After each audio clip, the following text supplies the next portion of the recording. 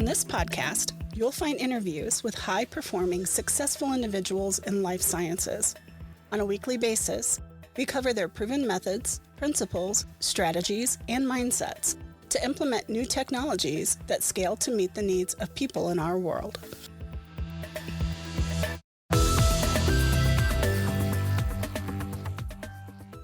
Welcome to Life Science Success Podcast. For those of you who don't know me, my name is Don, and I'm a consultant in life sciences. I help companies overall take a focus on their performance improvement inside of the company.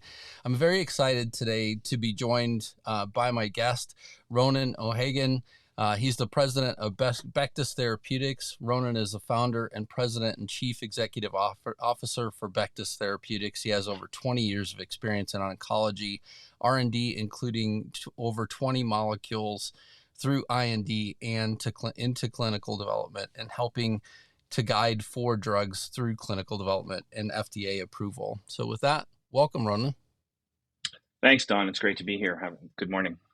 Good morning. And it's quite a list of things that I just read off in your bio. And, maybe could you just tell listeners just a little bit about yourself and kind of your career background and history?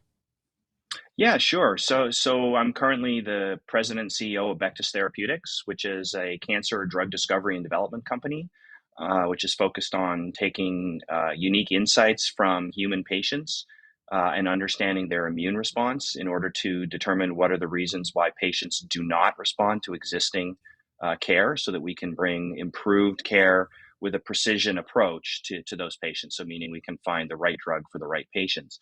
And that's kind of stemmed out of the experiences I've had over the last 20 or so years in understanding that if cancer is a complex disease, if you want to be able to bring effective care to patients, you need to understand the patients themselves. So starting with the end in mind is a really important aspect of that.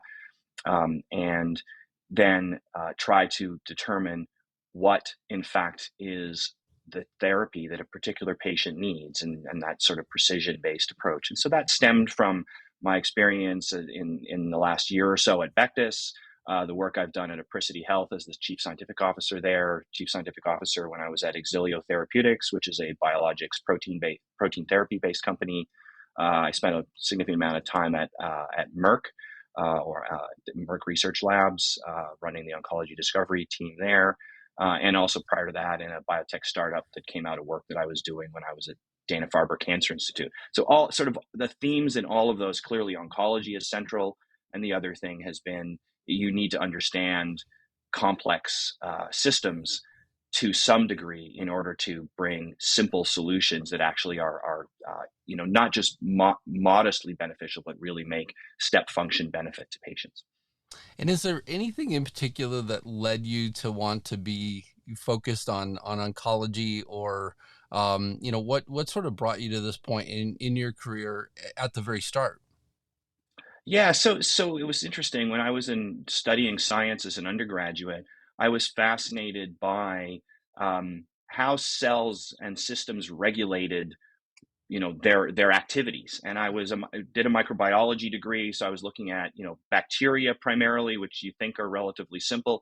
They had these incredibly sophisticated control mechanisms, and I think that played a little bit into my character, which I often say I'm not a control freak, but some people will argue with me. I think it's more I really want to have a plan and sort of an understanding going forward, and so that's maybe implicit in my personality. So understanding control of biological systems led me to the obvious conclusion that cancer is lack of control. And so maybe that sort of resonates with my personality. How do we regain the control over cells that have gone awry? And that leads to cancer. So how do we regain control of those cells? And then as it's turned out over time, it's dysregulation or lack of control of a whole complex system of interactions. And so I think that sort of really sits well with me from a personality standpoint, to be honest. I mean, it is an interesting thing. And then occasionally you see people who had cancer that all of a sudden, sort of their immune system sort of, figures things out. And then there are other people that, need all sorts of treatments to try and do the same thing. And so it is a very Yeah. interesting, you know, thing. And, in terms of your journey, then how does that align then with the mission and vision of Bectas Therapeutics? Yeah, I mean, so the mission and vision for Bectus really is to bring precision immunotherapies to patients so that we can increase the cure rate, Mm. right? The advent of immunotherapies has allowed us to talk about actually curing cancer. In fact, the Society for Immune Therapies for Cancer a number of years ago came out with a T-shirt that I personally love, which says, I think on the front, "Yes, we said it," and on the back, "Cure." Right? Because that was one of the things as a cancer science researcher or a clinician, one was afraid to talk about with patients was the opportunity for cures. We can, prolong your life, but it's difficult to cure the disease. And so that's really the promise of immunotherapies, which has delivered to some degree, but not adequately. In the last 10 years, there's been a lot of frustrations about really realizing the full potential. And so the goal with Bectus is to take the unique insights we have in human patients and how their immune systems respond to existing care, and to convert that into an understanding of what drug each patient who's not responding will benefit from, and how to find those patients. So it's really understanding a precision based approach, or how do we precisely deliver the right therapy to the right patient at the right time. And that's been done in the oncology space with targeted therapies, where people target mutational changes in particular proteins. But the immune system is part of the patient, and it's often not mutated, but it responds to the cancer. And so it's a little more complex to understand with that level of precision what particular immune modulation or immune change a patient needs. So that's really the vision for Bectus, is to bring precision immunotherapies to patients, and as a result of that, we can really increase the cure rate. And starting, of course, the importance is to start with the patient, start with the end in mind. And so we really need to understand what patients need, then develop the drug, develop the biomarker assay that allows us to find the patient, and then deliver that back to the patients who need it in the end. Yeah, and such an important journey for such a tough disease as well, for for patients. So just to have that precision therapy focused on the key things to reinforce the things that are available in their immune system, but also leveraging the right drug at the right time. Yeah, How absolutely. how has your career at like your previous career from Merck to Exilio Mhm. to now, how has your kind of R&D and business development background, now built into what you're building at Bectus? Yeah, I think the key things are understanding. I mean, partly understanding myself and what I like to do, what I'm good at, and what I need my team to be good at, because I can't do it. And so those are key pieces. One of the things I know for me is I really enjoy building things. And by that, I mean building scientific programs, building teams, building organizations. And I think that's one of the real goals with what we're doing at Bectus, is to build from the ground up an entire organization, company that's focused on our mission and on our vision. And so I think one of the key things is really then to understand what are the important values that one needs to have, or to focus on, in order to deliver on that vision.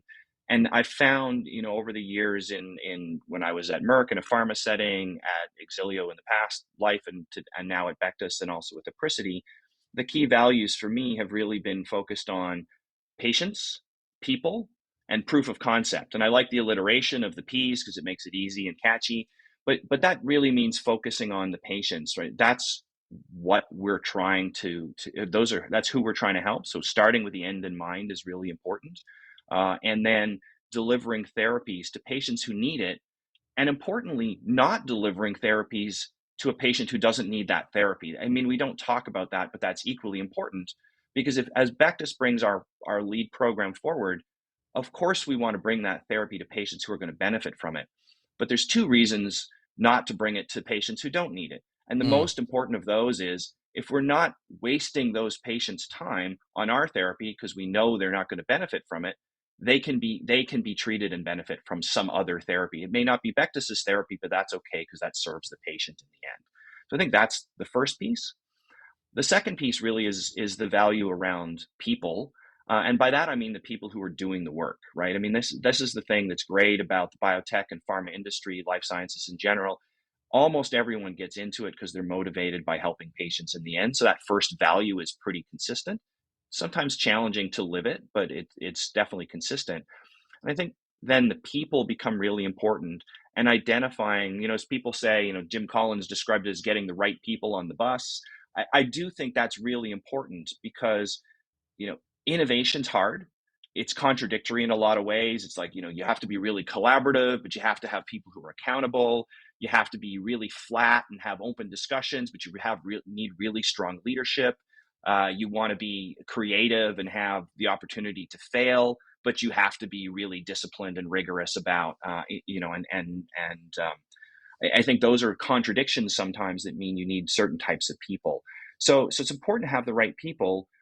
And then if you identify those right people, it's really important to recognize they're people, right? And so you want to align the goals and aspirations and the vision of those people for themselves with the goals and vision of the company.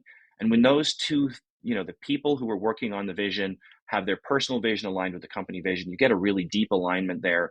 And I think that leads to people who are incredibly committed and will do the hard work and ask the hard questions and face the challenges and that come along with sort of trying to develop a new drug.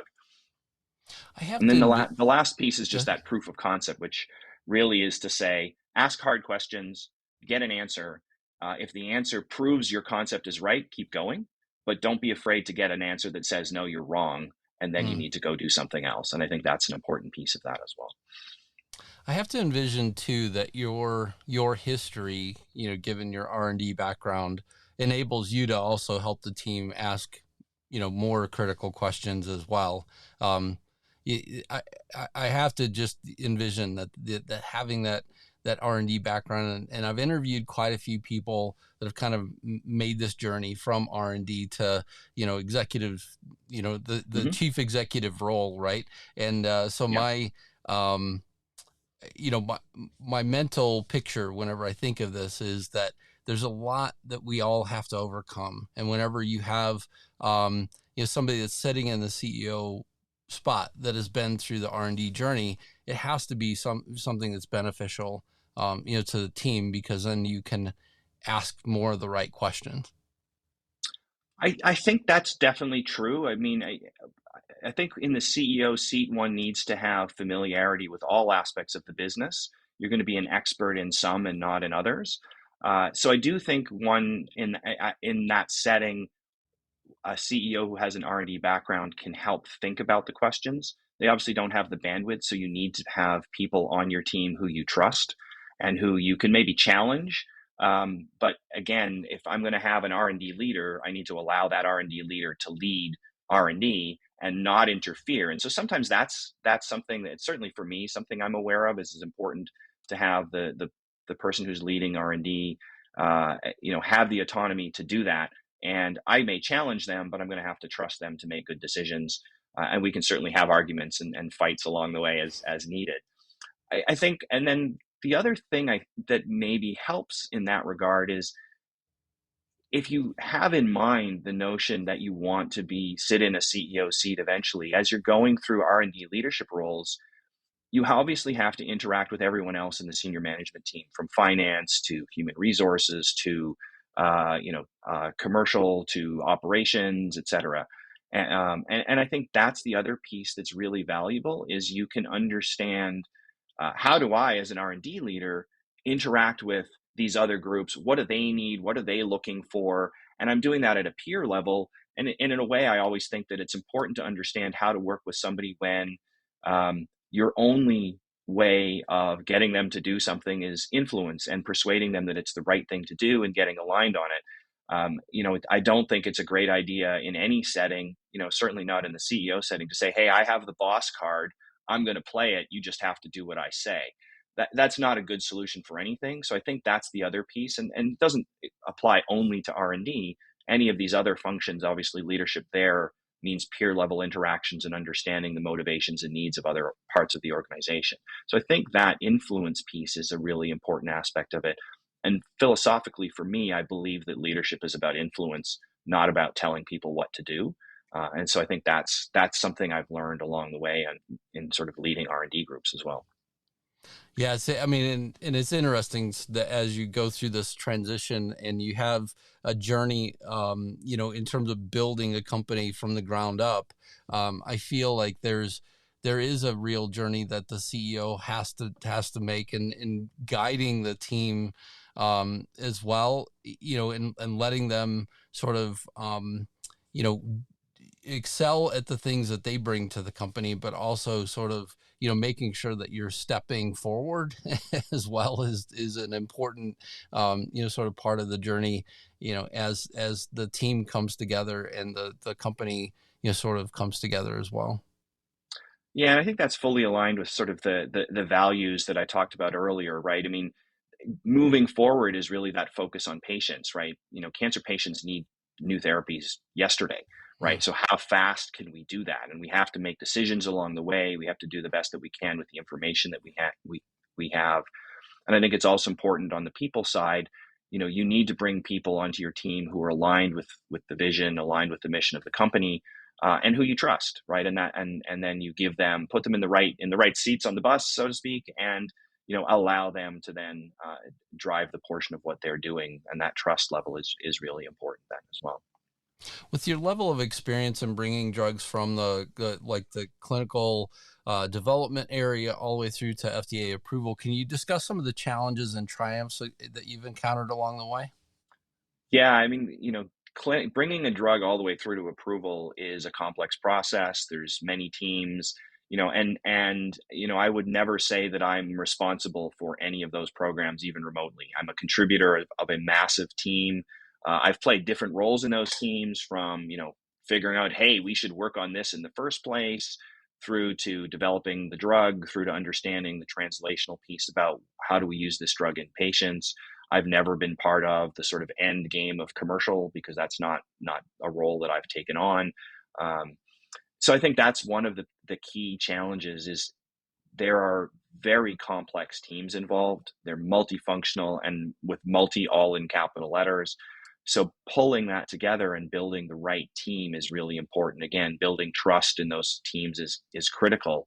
And I think that's one experience that I definitely have had, is it's important to build trust in a team and focus on building the team in addition to building the program, because eventually you're going to run into problems.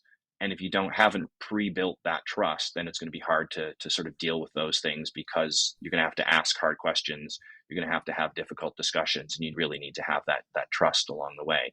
I think there's two really good examples for me that speak to that. In one case, there was a program where we had a registrational clinical trial that was designed with an endpoint that was approved by the FDA. But maybe we hadn't thought enough about what the competitive landscape was like. And then the trial took longer than anticipated. And so what ends up happening in a situation like that is the landscape changes, the approved drugs change, and maybe your endpoint that you've agreed a number of years before isn't really such a great endpoint anymore. Mm. And so that can become a challenge. And I think that's something that speaks to the need for urgency to bring therapies to patients. Because if you're not going to do it quickly enough, other people will bring something forward, and that can change what you're actually trying to do now. So that's one piece. And so how do you handle that? Well, that's really understanding that the landscape has changed, and how do you pivot in the middle of a registrational study? That's pretty difficult to do, and because you've already aligned on an endpoint with the FDA. So having those discussions again within the team and externally with regulatory agencies can be a challenge. In that case, the drug eventually got approved. We had to modify the endpoint, and it got approved, which was great. Super success in that regard. Beneficial for patients, no question.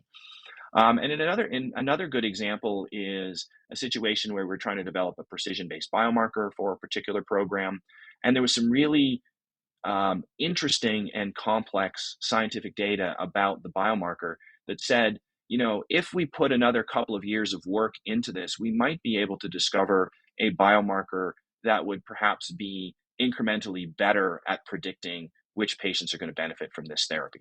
And so now you have that challenging decision of, well, the science says we want to do this, but the commercial organization says, no, just get it over the line. And what you end up having to do is, as a team, come to the pragmatic decision, again, driven by the values, which is what's the best for patients. And the best for patients is to bring the therapy forward sooner. And you can always think about modifying and improving the biomarker later. That's complicated, but the best thing for patients in that regard is really to solve the challenge that patients are facing right now, which is a lack of response and a lack of efficacy. So again, the challenge is overcome by really having the trust in the team and alignment around the values and what's really important, I think. Yeah, it seems like having that ability, I guess, to be flexible enough to pivot. I've seen this with other R&D teams where they get locked into the original idea that they don't want to give it up. They don't want to adjust at all. And sort of that keeping in mind, I guess, both the idea that, hey, look, you can give up this idea so that the idea in general survives. Otherwise, it could get stuck in R&D maybe forever and never make it out to patients, which is your, kind of larger theme that I hear you hitting on as well. Yeah, and that's why I keep speaking about proof of concept, right? And it really is saying, I have an idea. It's a big idea. What's the first hard question I can ask? And we talk about this all the time from an R&D standpoint is this a viable idea? Get an early no. It's really difficult to do because no one wants to, you think everybody labels that, well, it failed. Well, actually it didn't fail because what you did was you moved something out of the way to go on and find the thing that's really important. And I think that theme is true at all stages. It's very easy to think about it early when there's one person working on something, is to ask a question and say, no, this doesn't look good. I'm not going to work on that. I'll move on to the next thing. But once you begin to invest additional resources, you get this sunk cost fallacy of, well, we've been working on this for a while. We got to keep going. Again, I think that's why it's critically important to focus on what you're trying to do. You're trying to bring a medicine forward for patients, not trying to sort of keep a program going for its own sake. And the proof of concept idea there means if you get an answer that says this may not be working, well, don't be afraid to look that squarely in the eye and ask the hard question that says, well, actually, no, it isn't working. Or, maybe we were wrong and the initial data that said it wasn't working what was just a new understanding of how things do work. So, but that proof of concept piece all the way, being willing to say no to a hard question, I think is important. Yeah, absolutely. So in terms of oncology, what are some of the most exciting developments that you see on the horizon? And how does Bectas Therapeutics position itself in this evolving landscape? Yeah, I mean, I think one of the key things that we've seen over the last 10 years has been the emergence of understanding of the immune system. And it sort of seems old hat in a way now because with the advent of the original immunotherapies, against targeting T cells in particular, there was great initial success. And then there's been a lot of sort of failures behind that. But I think the failures to some degree come with the notion that, the immune system is the same in everybody. And if we just modulate the immune system, it'll work everywhere. Well, going back to what I said earlier about cancer being a complex disease, now you think about the immune system, which is an incredibly complex system, put two complex systems together and then just sort of throw spaghetti on the wall and hope that you spell cure. It's not going to work so well, right? So I think what we really need to do is apply what's emerged in targeted therapies, the concept of precision to immune therapy. And I think that will help us realize the potential of immune therapies and the curative potential. I mean, there's no question that initial successes with immune therapies have led to long, durable responses in patients, which is a technical way of describing a cure. So that's really exciting. It still is exciting. And I think just because we've run into some challenges along the way, I think there's clear solutions around precision. And that's really what Bectas has been focused on, again, is building on human insights about let's understand what's going on in the immune system of patients who don't respond to existing care. And it turns out it's difficult to predict whether a patient will respond or not until you treat them. And that's sort of implicit in the immune system. It's like a seesaw, right? If you push down on one side, the immune system tries to rebalance it always. Homeostasis is sort of, the term one would use, but it's really a seesaw. And so when you treat with a drug, you push the seesaw one way and the tumor tries to push it the other way. If the tumor is able to push it the other way, it turns the immune system back off again. And now you can understand, what did it do to the immune system to turn it back off? That's now your new drug target. And you can understand how to identify patients that use that mechanism, right? Did dad come along and lift the seesaw, right? Or was it, somebody threw a rock on the other side and rebalanced the seesaw? I mean, those are different ways to balance the seesaw, and it's the same thing in the immune system. There could be different ways to rebalance and turn off the immune system. Those are the new therapies that we need to bring forward, and you need to be able to understand, do I bring the rock-based therapy or the dad-based therapy or the mom-based therapy or what have you? So, yeah, having that understanding, and I have a feeling at some point, and hopefully it's within my lifetime, that there is a real understanding in terms of some of these reactions. Just from an overall base level, you think about the journey that all of us have seen happen with regards to understanding some of the science around, many of the mechanisms of action that happen in one of these therapies or another. And I feel like there's, like, we create something, so you mentioned CAR T therapies, a moment ago, right? So we create something, it causes a reaction. That reaction then is better understood. We do move on in terms of therapies. I'm hearing a lot more about NK-based therapies, as well as a good example. And so, we kind of, move on a little bit, but then I do feel like this level of overall base understanding of cancer, also happens. And it feels like we're learning incrementally, but at the same time, I'm hoping that within my lifetime that sort of broader understanding of, oh, this is why this happens, does come about. Yeah. And I think Don, that's why sort of the entire ecosystem of biomedical research is so important to fit together, and really should be a very effective system. You think about sort of government funded and grant funded basic research, which lifts the entire it lifts the tide. Biotech to sort of do a bunch of risky early things. I think the other aspect, there are business reasons why biotech can't take the ultimate risks necessarily, because the business survives on the programs. And that's where pharma sort of comes in on two fronts. One is to say, in a pharma setting, one can do the really, really risky things because you have a commercial product or many commercial products and revenue, and you have a big portfolio. And so you can balance the risks. So you can take very high risk approaches in pharma. And then pharma obviously has the muscle to really do sort of registrational level studies in large numbers of patients, and to do the commercialization, which isn't to say biotech can't do that too.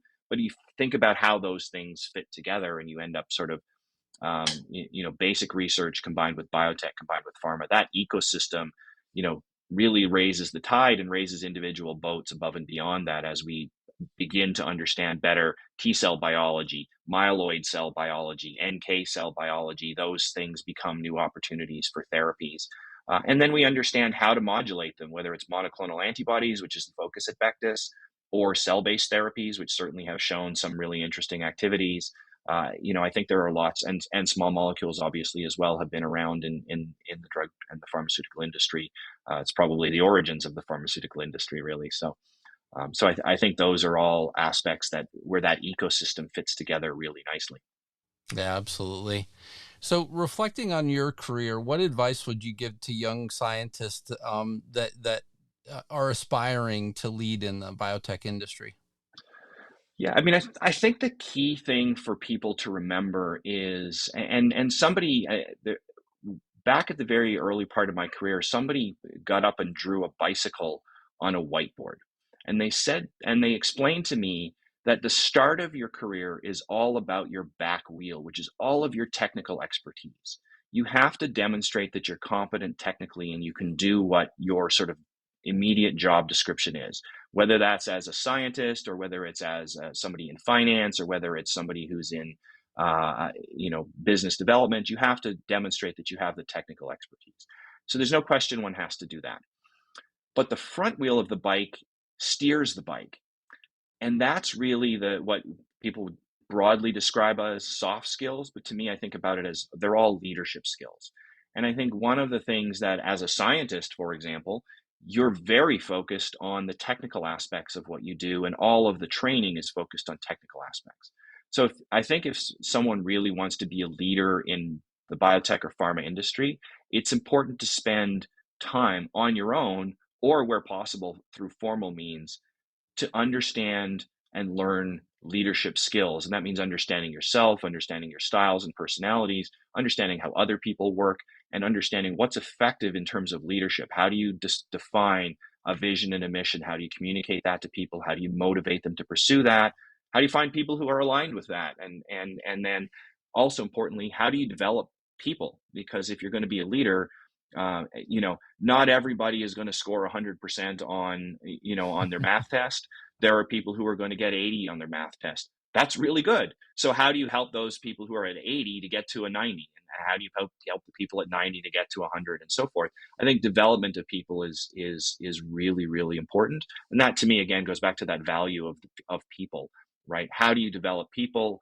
And how do you develop them in a way that helps them and also helps the vision and mission of whatever the organization is as well? So that would be my key thing, is remember to develop leadership capabilities. And you may have to do that on your own through books and through podcasts and, listening to you and the various podcasts that you have. I mean, I've done some listening to some of your prior guests, and there's certainly some great lessons that they've talked about as well. And so I would highly recommend listening to Life Science Success podcast as one way that, you can begin to develop those leadership skills and understand what skills are needed.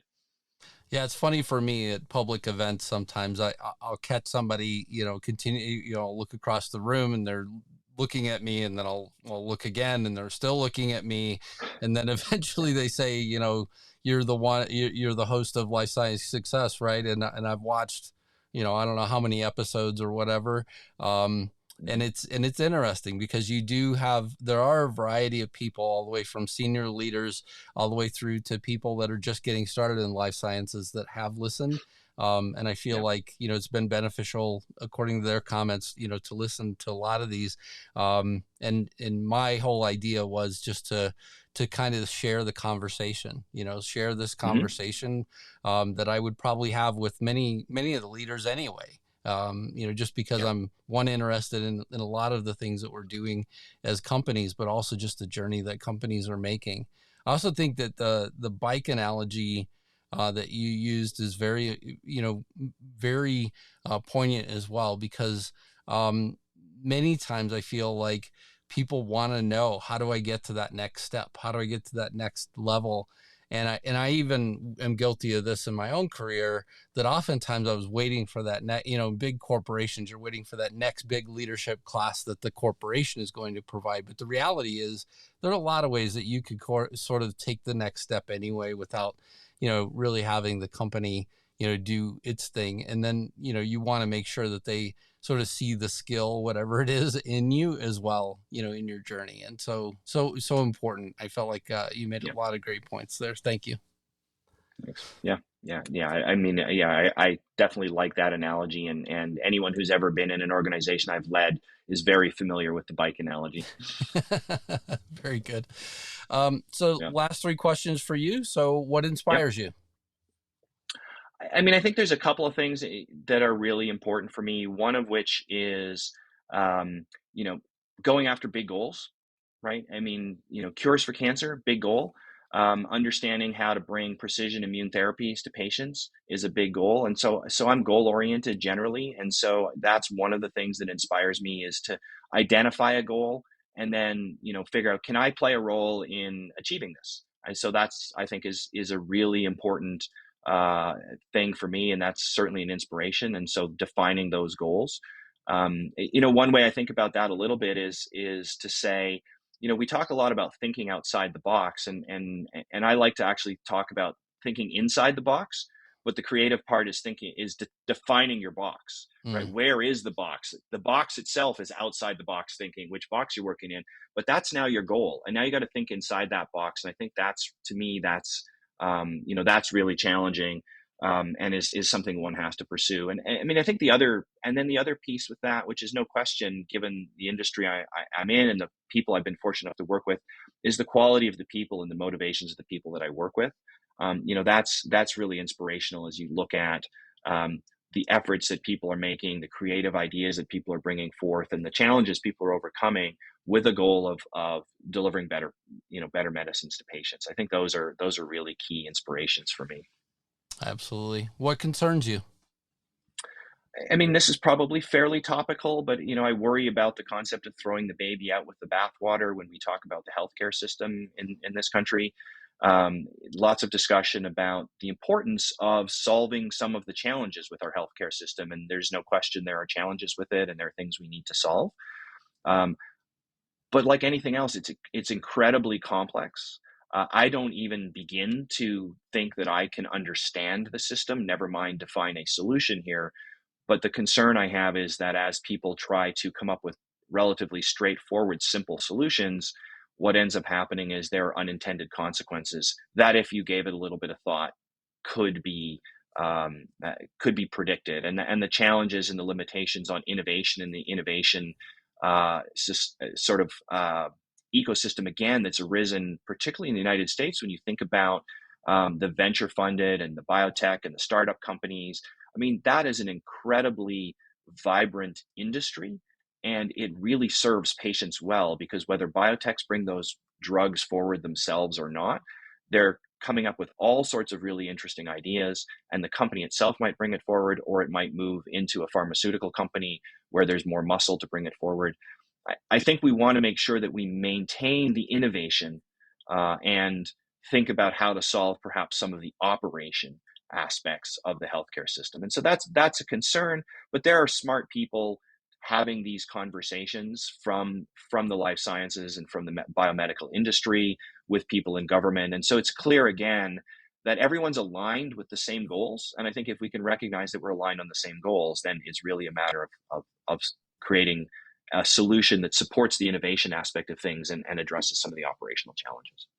Yeah, my interview last night with Matthew Hill, we were talking about something similar, that there's a real winter going on right now with funding inside of our space, and on top of that, just this real lack of understanding, I guess, in terms of the overall progress. So the typical model for profitability and things like that in our space doesn't necessarily work whenever you're in this research window of having to sort of jump through all these different milestones to bring something to market. And yet there's a real disappointment, I think, on the funding side in terms of the amount of companies that actually make it over the finish line. And so how do you evaluate those risks as an investor, but also how do you just make sure that the important innovations, as you said, all the way throughout the interview, that the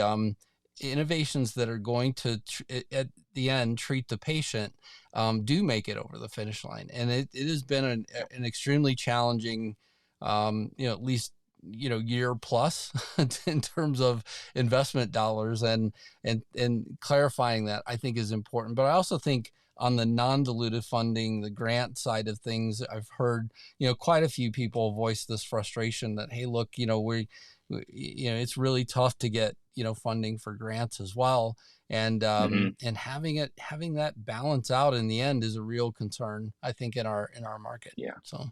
I mean, in setting up and defining how we're going to move forward with Bectas, I had really two goals, one of which was to utilize a precision medicine based approach to serve patients, and recognizing the environment in which Bectas is working, right? We've had sort of this rich funding environment from in venture and investment into the biotech and life sciences industry over a number of years Maybe that led to a little bit of over exuberance in various parts, which is sort of part of that is a part of where we are now as a reaction to that. But the other thing that's really important to me with Bectas is to recognize that with a very defined precision-based approach, we can also be extremely capital efficient as a business. We can ask the hard question, and we can do that in a focused way, such that the early clinical trials that say this concept works are going to be small and relatively inexpensive. You're talking tens of patients, not hundreds of patients, to prove the concept in human patients that our lead drug works. That's the concept of what we're pursuing.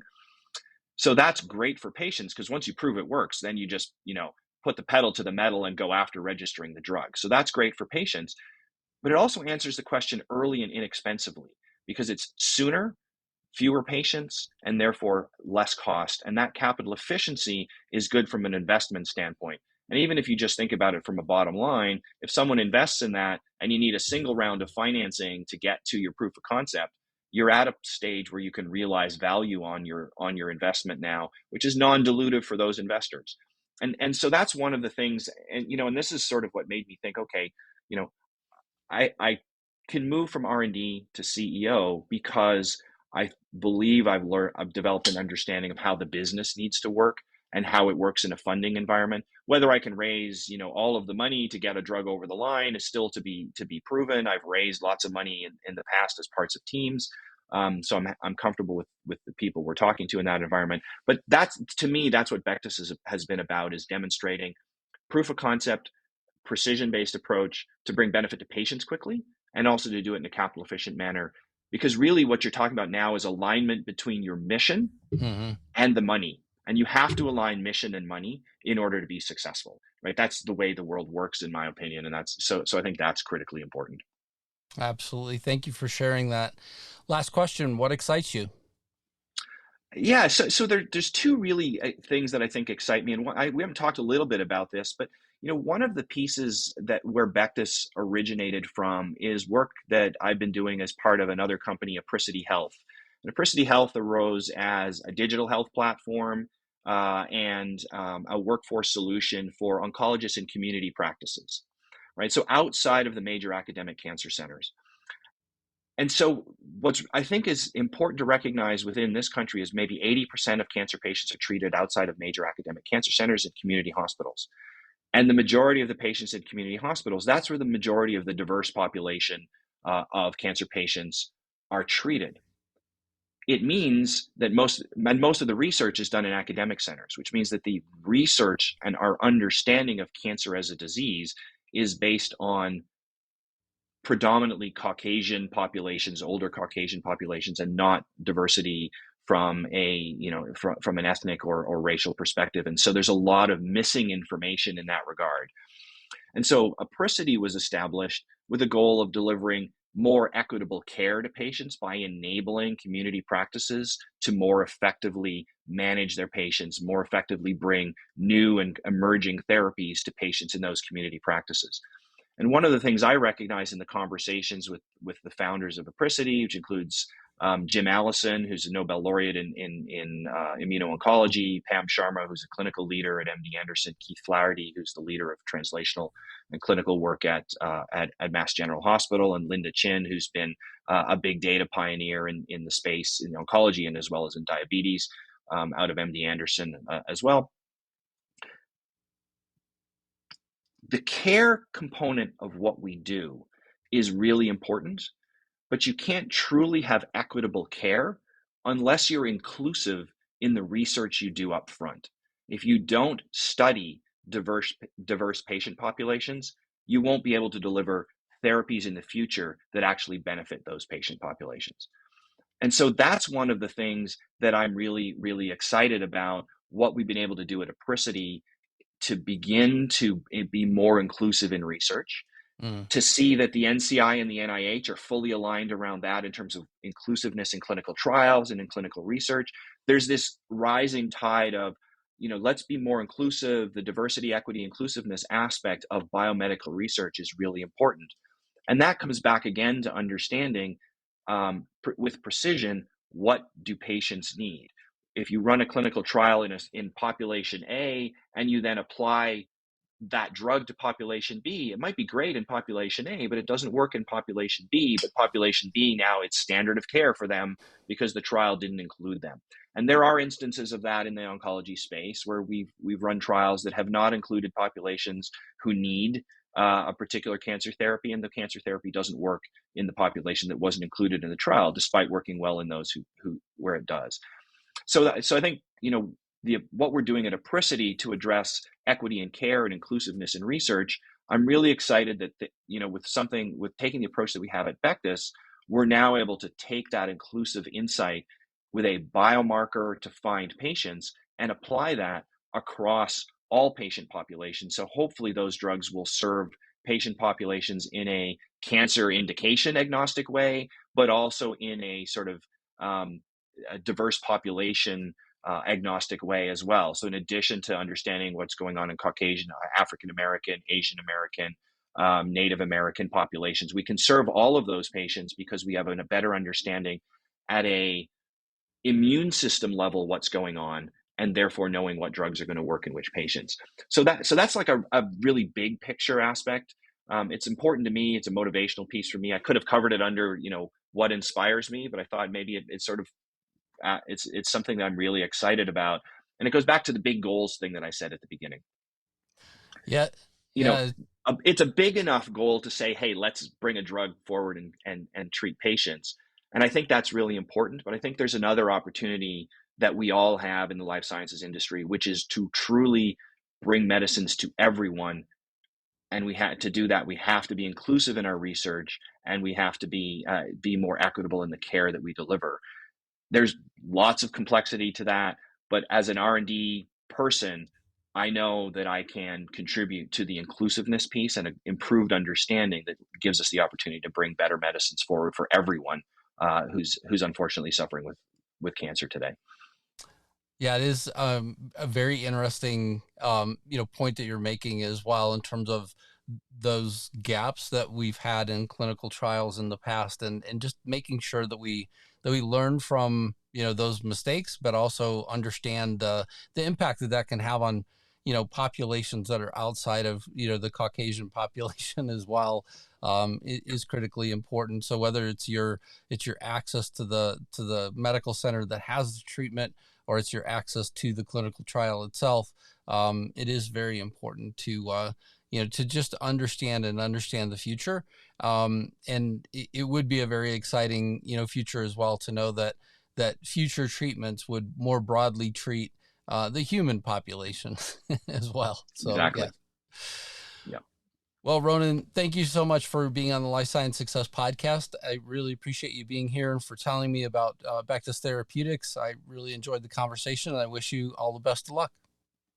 Thanks, Don. It's been a real pleasure. Appreciate it. Hopefully some of the things that I said will be useful to other people, like some of your previous podcasts have been useful to me. I really appreciate the time. Thanks a lot. Thank you for listening to Life Science Success. For complete details about this podcast, including show notes, how to get in touch with guests, and more episodes, please visit www.lifesciencesuccess.com. If there's someone you'd like for us to invite to the show as a guest, please let me know by sending me a message at the podcast website. Please click subscribe on your favorite podcast app, share the podcast, or tell a friend about it, and last but not least, rate the podcast. Thank you again.